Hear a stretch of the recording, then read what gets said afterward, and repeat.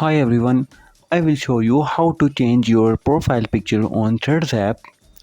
First of all, open your Threads app, then go to your profile and tap the edit profile.